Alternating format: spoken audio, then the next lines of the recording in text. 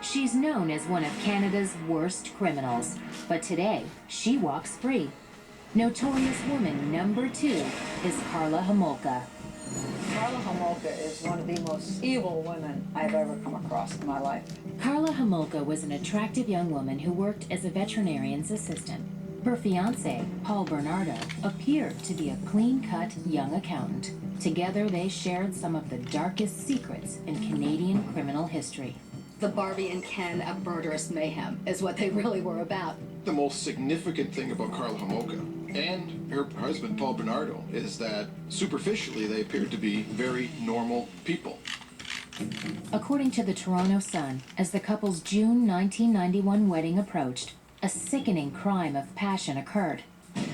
The newspaper states, just weeks before the ceremony, Karla and Paul attacked a 14-year-old named Leslie Mahaffey.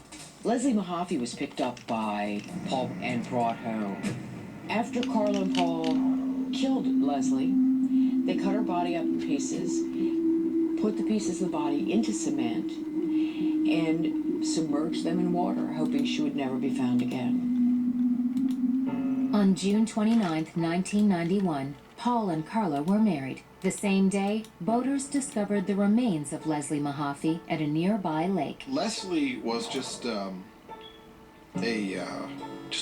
beautiful 14-year-old teenager who had her whole life in front of her. What happened to her would be horrific if it happened to anybody, but it becomes particularly painful when it happened to someone that's so wonderful. According to numerous news outlets, 10 months later, there was yet another murder. This time, their victim was a 15-year-old schoolgirl named Kristen French, abducted from a church parking lot. Kristen was very athletic. She was on the rowing team.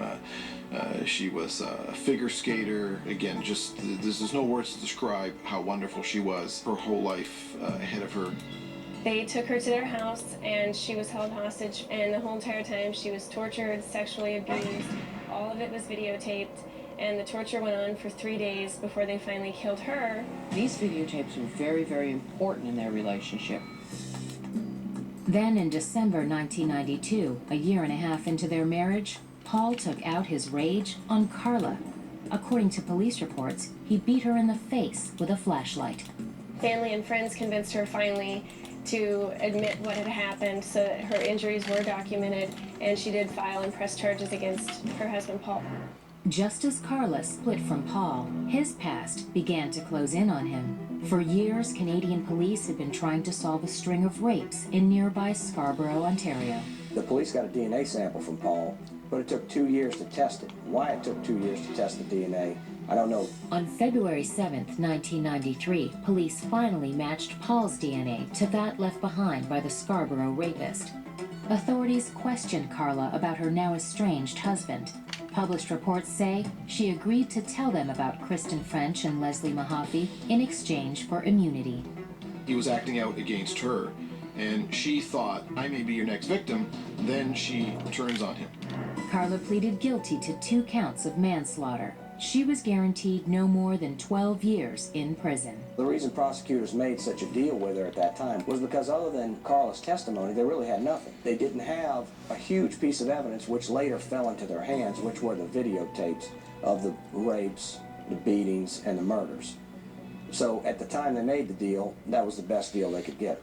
Paul Bernardo was charged with 2 counts of first-degree murder in the deaths of Kristen French and Leslie Mahaffey, as well as 43 counts of rape and other crimes relating to his role as the Scarborough rapist. This was clearly the most sensational criminal trial ever in Canada.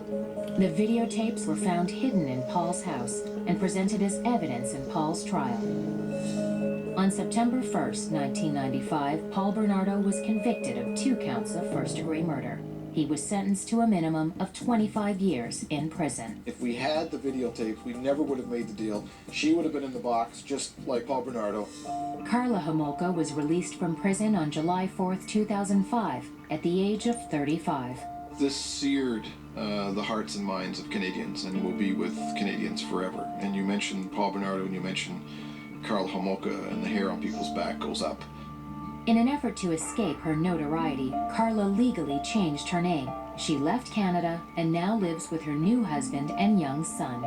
She's out, she's remarried, she has a child, and she's living her private life. It's absolutely one of the most appalling cases I've ever come in contact with.